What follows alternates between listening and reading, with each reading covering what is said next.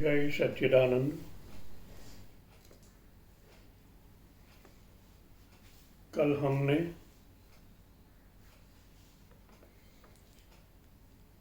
प्रकाश की बात की। परमात्मा प्रकाश स्वरूप है और उनके साथ समर्पण करना है। थोड़ा और गहराई में कहने चाहूँगा। बात तो मैंने की कि मेरा अनुभव कहा कि परमात्मा शुरुआत में प्रकाश स्वरूप प्रकट होते हैं। जब यही परमात्मा आपके अंदर प्रकट होते हैं तब समर्पण करने में आप हिचकिचाहट करते हो, क्योंकि आपके अंदर अभी भी वही छवियां हैं, वही मूर्तियां हैं जो आपने अभी तक ध्याई है। समर्पण करने में यही बाधा होती है।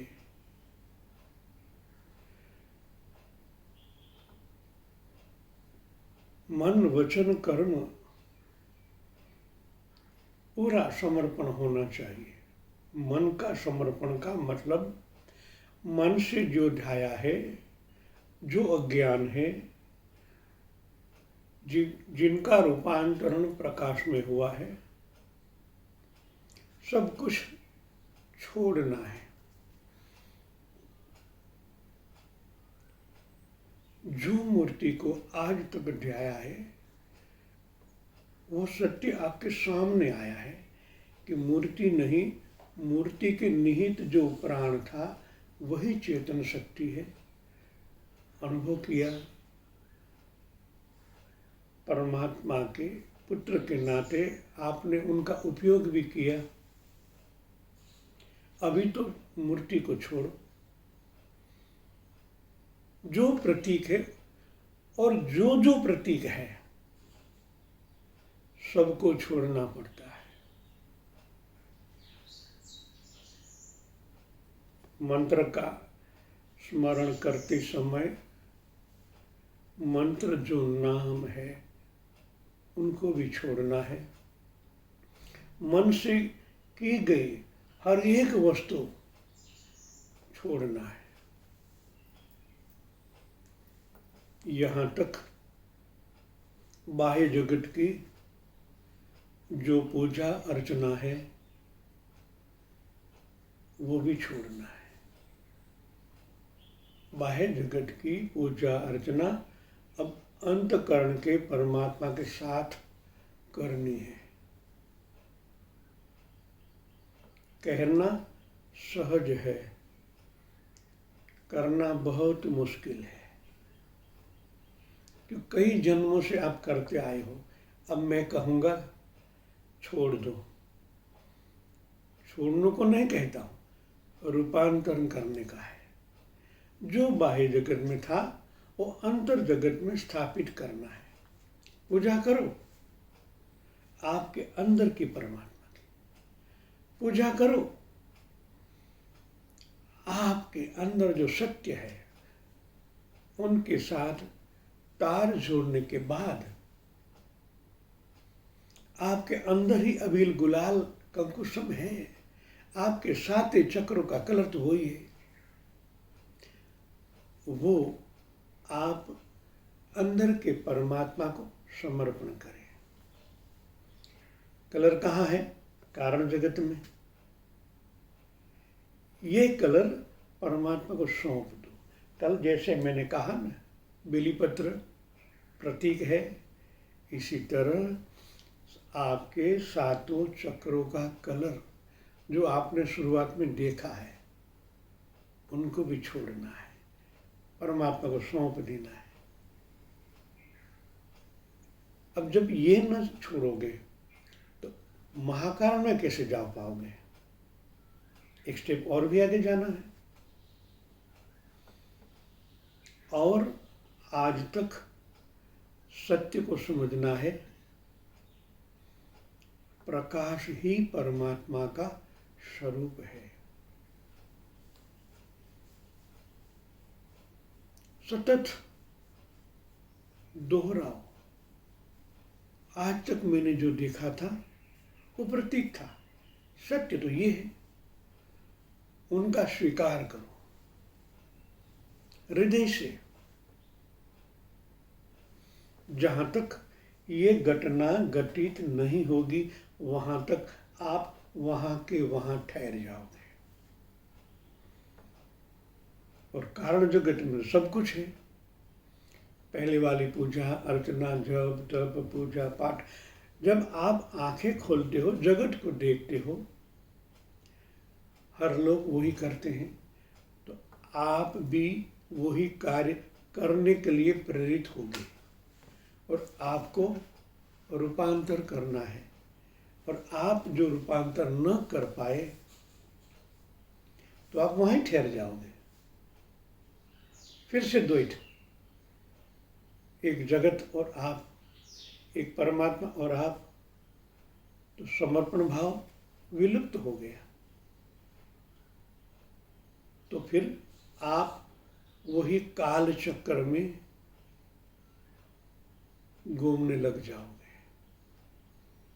ये चेतावनी है आपको। इसलिए गुरु वाक्य गांठ बांध लेनी अंदर। मैं फोकट नहीं बोल रहा हूं, आपको इस मार्ग में चलना ही होगा, क्योंकि आपने मेरे को कहा है गुरुदेव परमात्मा के दर्शन करवाए। तो आपका मन कभी बातें पकड़ता है, कभी यहां से सुनता यहां से निकाल देता है। मैंने ऑब्जर्व किया है, कई साधक वहां अटके हैं, उनसे आगे की सोचते ही नहीं, क्योंकि कई जन्मों से करते आए हैं। गुरु को जब समर्पण किया होता है तभी उनकी बात मानी जाती है। इसलिए ये सब कुछ छोड़ना है, क्योंकि ये उपनिषदों में लिखा हुआ है। ये लिखा है यहाँ पर चलने वाला काल चक्र स्वतंत्र या स्वयं संचालित नहीं है। यह प्रकृति के जड़ नियमों द्वारा नहीं चलता, बल्कि इसके पीछे परमात्मा की चैतन्य शक्ति निहित है। काल चक्र से मुक्त होना हो तो परमात्मा की चैतन्य शक्ति के साथ समर्पण करने से, काल चक्र को जो चलाने वाले परमात्मा है उनको समर्पण करने से काल चक्र से मुक्त हो सकते हो। जो द्वैत में रहे तो काल चक्र उनके नियम अनुसार आपको वो भुगतना ही पड़ेगा। अभी मुक्ति नहीं है। मुक्ति तो सत्य को समर्पण करने में। समर्पण का मतलब सत्य को अर्पण होना। सत्य सत्य कहते हैं मगर सत्य को अर्पण नहीं होते। या अर्पण होने से परमात्मा हमें संभाल लेते हैं। हमारे हर एक कार्यवाही में परमात्मा स्वयं काम करने लगते हैं। साधन वही के वही है, मगर उनकी डोर परमात्मा के हाथ में होती है। जब परमात्मा के हाथ में डोर है तो ये काल चक्र की कुछ न चलेगी। जो हमारे अंदर की इच्छाएं हैं, सुख दुख ताप, उनसे मुक्ति ये काल चक्र के निहित में है। उनसे ऊपर जाना हो तो एक परमात्मा की डोर को सौंप देना है, अपनी डोर उनको सौंपना है। और परमात्मा क्या है? एक स्वरूप प्रकाश भी है, चैतन्य भी है। अलग अलग जगह अलग अलग शब्द का उपयोग किया गया है। ज़्यादातर अभी मैं प्रकाश की बात इसलिए कर रहा हूँ कि परमात्मा का ही स्वरूप प्राण है। प्राण यानी प्रकाश। प्रकाश कई परमाणु और न्यूट्रॉन से बना हुआ है, मिश्रित है। परमाणु भी है और उनके साथ संलग्न न्यूट्रॉन भी है, जो चैतन्य है। चैतन्य के द्वारा ही ये प्रकाश चलता है। तो आपका प्रकाश और परमात्मा का प्रकाश एक होना जरूरी, ये बेज है, ये करना ही पड़ेगा। इनके बिना कोई रास्ता नहीं। वो परमात्मा का स्वरूप प्रकाश है, स्वीकार लो। पहले की धारणा डिलीट कर दो, एक ही साथ सब डिलीट कर दो। जो छवियां हैं भगवान की आप मानते थे, डिलीट कर दो।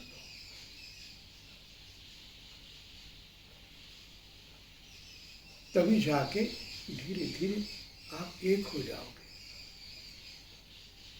समर्पण करना है। तीनों काल में विश्व के एकमात्र स्वामी परमात्मा है। वे प्राणियों के अंतःकरण में रहकर उन्हें कर्मवश धुमाते हैं। कितनी बड़ी बात कही। अभी भी वो धुमाते हैं। जहाँ तक एकात्म भाव नहीं होगा वहाँ तक आपको घूमना ही है, क्योंकि आपने भले भगवान के दर्शन किए, फिर भी घूमना पड़ेगा।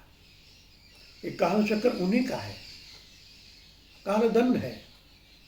कर्म के अनुसार वो आप पर मारा करेगा ही।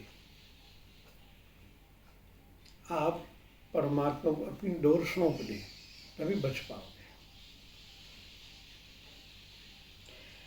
किंतु प्राणी यदि परमात्मा के शरणागत हो जाए तो वे काल और कर्म का क्षय भी कर सकते हैं। कौन? परमात्मा। जब उनको समर्पण करते हो तभी कर्म से बचा जा सकता है। और काल, मृत्यु, कई जन्म लेने पड़ते हैं, उनसे छुटकारा। उनको समर्पण करने के बाद आप जन्म से अलग हो जाते हो। काल चक्र आपका ऊपर से हावी नहीं होता और आप कह सकते हो मेरे को जन्म नहीं लेना है, वही गठमाल में मेरे को फिर से नहीं आना है। हो सकता है कब? जब वो प्रकाश स्वरूप परमात्मा को आप सौंप दें।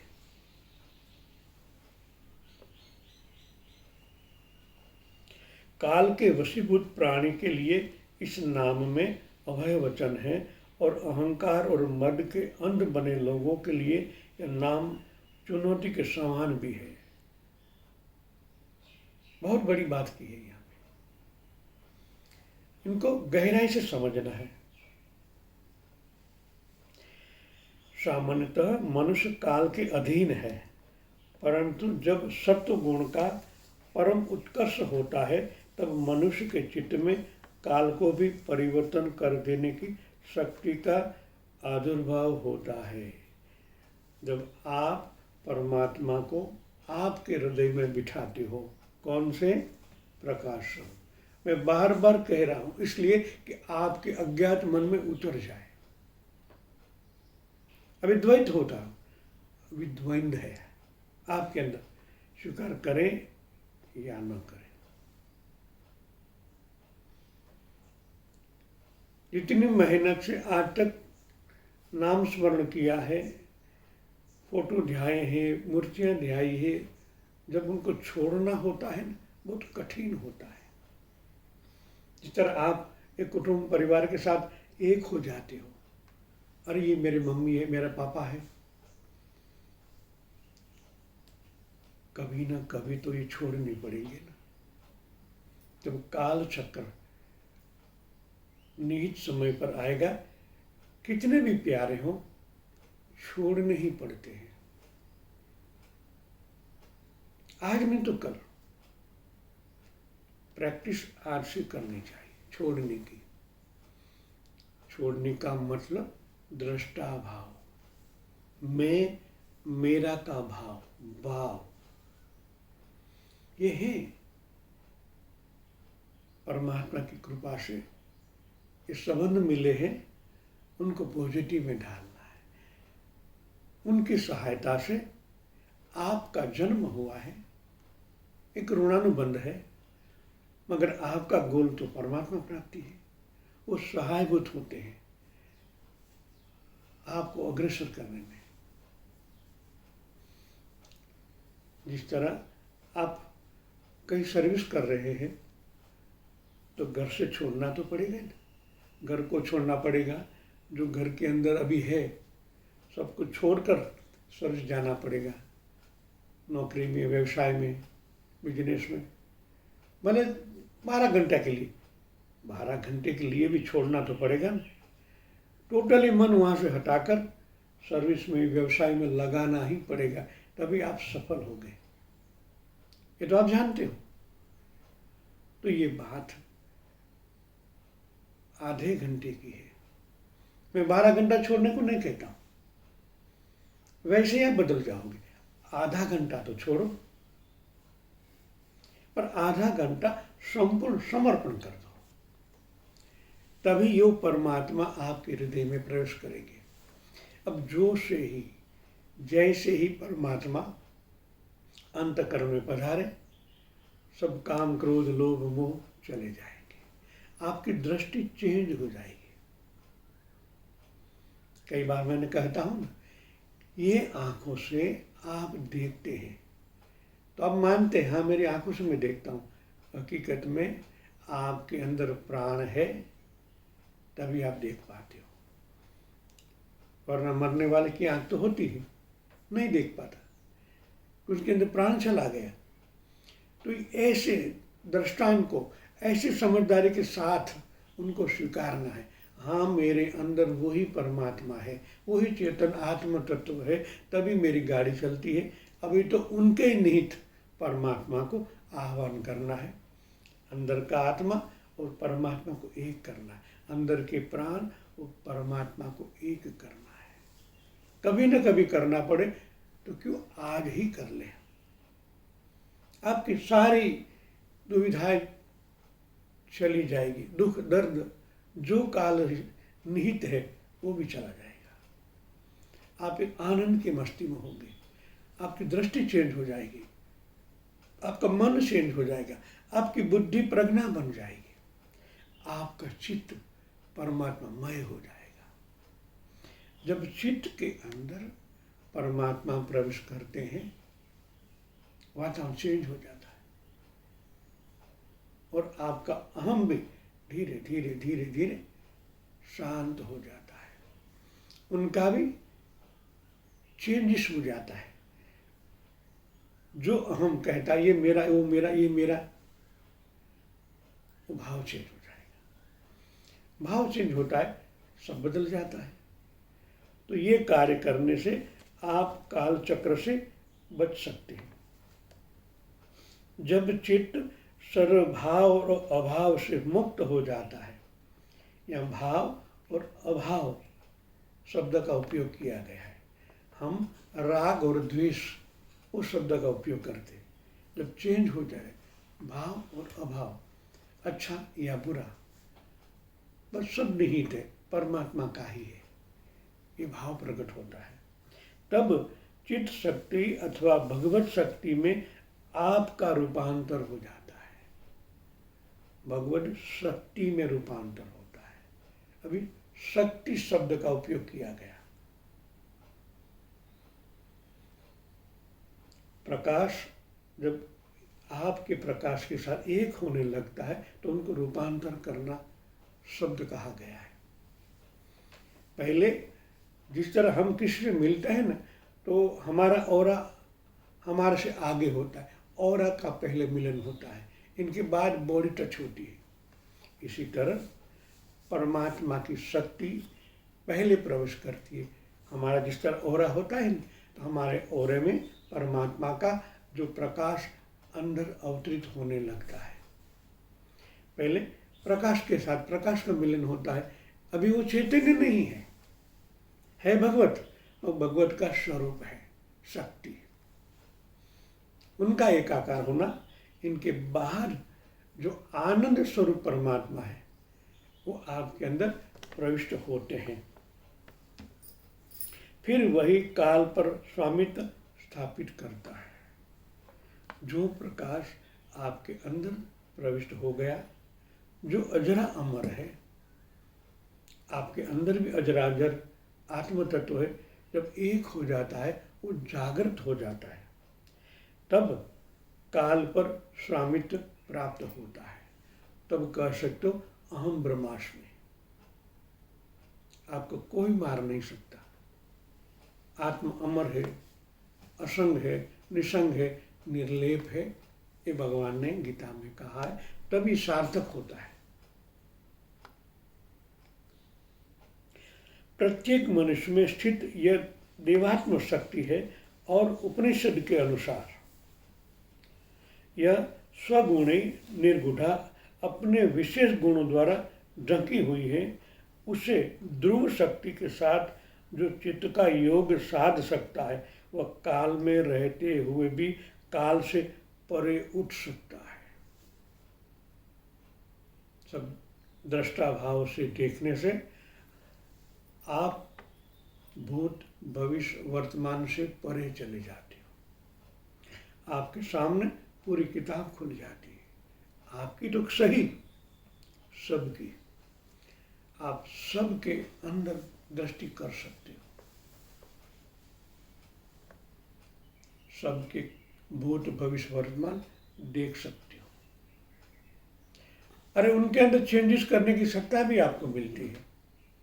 जब परम शक्ति आपके साथ सायुज्य कर लेती है, तो दूसरों को दुख दर्द मिटाने की शक्ति भी आपको मिलती है। तो क्यों नहीं इसको परमानेंट कर लिया जाए।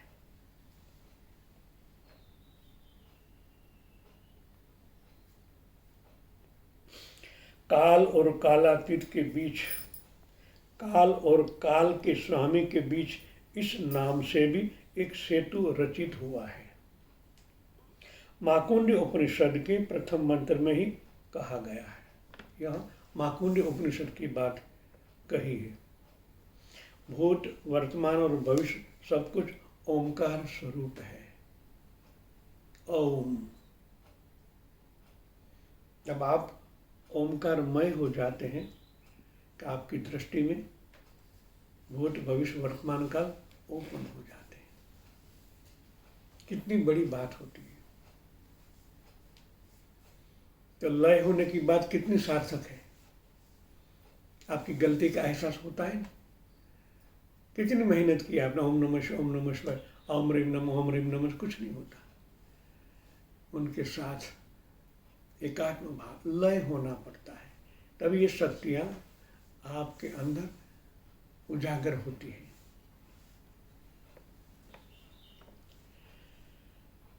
ओम भूत वर्तमान और भविष्य सब कुछ ओमकार स्वरूप है, और जो कालातीत है वह भी ओमकार ही है। विश्व के आदि स्पंदन से जागृत हुई प्राण शक्ति ही गतिमान वायु शक्ति है। यह जीवन के अनेक स्तर पर सर्जन और संहार के चक्र को क्रियाशील रखती है। कौन? प्राण शक्ति। मांडुक्य उपनिषद में हमारे ऋषि मुनियों के अनुभव यहाँ प्रकट होते हैं। साक्षात्कार के बाद ये सब कार्य होते हैं।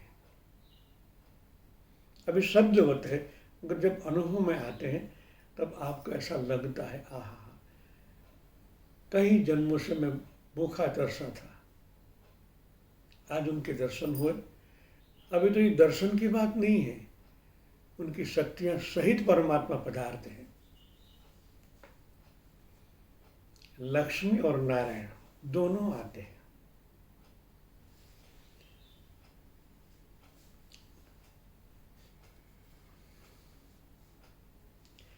यह लिखा है कि विश्व के आदि स्पंदन। मैंने एक जगह पढ़ा था, कल्प के अंत में पूरा जगत उनके अंदर लीन हो जाता है, विलीन हो जाता है, और वही आदि स्पंदन से जगत का आविर्भाव होता है। यही प्राण शक्ति है। तो ये जानने से परमात्मा भी मिलते हैं और उनका ये प्राण स्वरूप आदि शक्ति वो भी आपको मिलती है, जो जगत को निहित बनाती है। इस जगत में जो कुछ भी है प्राण से ही बना है। हमारे स्वामी विवेकानंद जी ने राजयोग में इस प्राण और आध्यात्म प्राण पर बहुत लिखा है। जो उनके अनुभव थे उन्होंने राजयोग पुस्तक में लिखा है। जब मेरे को साक्षात्कार की अनुभूति हुई तो सबसे पहला पुस्तक राजयोग मैंने पढ़ा था। भगवान ने वही मेरे को प्रेरणा दिया, अब क्या करना है। परमात्मा प्राप्ति के बाद कुछ शक्तियां मिलती है तो उनका सदुपयोग कैसे किया जाए वो भी जानना जरूरी होता है। तो राजयोग में स्वामी जी ने बहुत कुछ लिखा है, कैसे संकल्प किया जाता है, कैसी शक्ति कार्यवत होती है। मैंने तो परमात्मा से यही प्रार्थना की थी, भगवत आप मेरे को जो भी दोगे मैं लोक कल्याण में उनका उपयोग करूंगा। तो आज तक परमात्मा जैसा समय संयोग होता है मेरे को अनेक शक्तियां देते हैं। शर्त यह है उनका उपयोग लोक कल्याण में करना है, और यही प्राण शक्ति है जो आपको मैंने शक्तिपात किया तब दी गई है, तब से ये आपके अंदर कार्यवंत है। मन शांत करके जो भी संकल्प विकल्प करते हो कार्य होता ही है परमार्थ का। सबके कल्याण में ही हमारा कल्याण है। आज तक हम क्या करते थे, पहले हमारे लिए उपयोग करते थे तो एक संकुचित मात्रा में मिलता था। जब जन कल्याण में आप उनका उपयोग करते हैं तो पूरे ब्रह्मांड की शक्ति मिलती है। तो आप भी ब्रह्मांड में हो,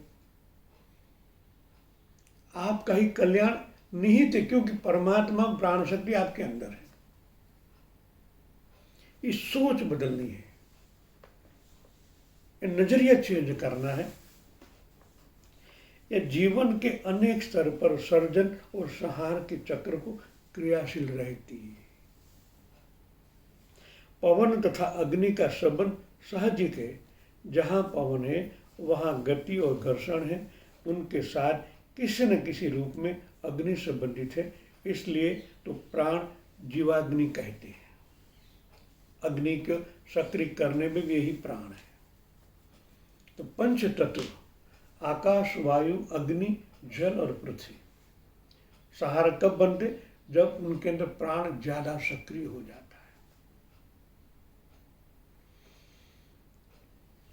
लोक कल्याण में कभी उनका उपयोग करना पड़ता है। अग्नि तत्व को भी शांत करने की चाबी यही प्राण शक्ति है। जब प्राण शक्ति कवच करते हो तो अग्नि को भी शांत हो जाना पड़ता है। जल को भी ऐसा कर सकते हो आप, जल के अंदर भी वही शक्ति है, ये भगवत शक्ति है, कभी उनका उपयोग कर सकते हो। आज मेरे को ये भी एक चाबी मिली। मांडुक्य उपनिषद की ये चाबी है कि पंच तत्व सक्रिय होते हैं प्राण शक्ति से ही। तो प्राण शक्ति बढ़ाई भी जाती है, कम भी की जा सकती है। ये चाबी है ना, लोक कल्याण में उपयोग कर सकते हो। कभी ज्यादा अग्नि बढ़ जाती है तो उनको कम कर सकते हो। उनकी इनकी शक्ति क्या है? प्राण। उनको संकुचित कर दो। मैंने एक बार उनका उपयोग किया था रमेश पटेल के अग्नि तत्व में, समझकर बंद कर, उसी टाइम बंद हो गई। तो ये हो सकता है क्योंकि आप परमात्मा के संतान हो, प्राण शक्ति है, परमात्मा का स्वरूप भी है, क्योंकि परमात्मा से ही आई है, तभी उनका नाम प्राण बना। प्राण का मतलब प्रयाण होना। कौन सा? परमात्मा की शक्ति का, परमात्मा से आपके अंदर प्रयाण होना, उसलिए उनका नाम प्राण है। तो उनको चिंतन में लाए, आप भगवत के ही संतान है, आपका अधिकार है परमात्मा प्राप्ति के लिए, इसलिए तो मनुष्य अवतार मिला है। सोचिए, समझिए, चिंतन करें, आपके हाथ की बात है। कैसे करना है, कैसे नहीं करना है, अभी करना है, बाद में करना है, आपके हाथ में है। जय सच्चिदानंद।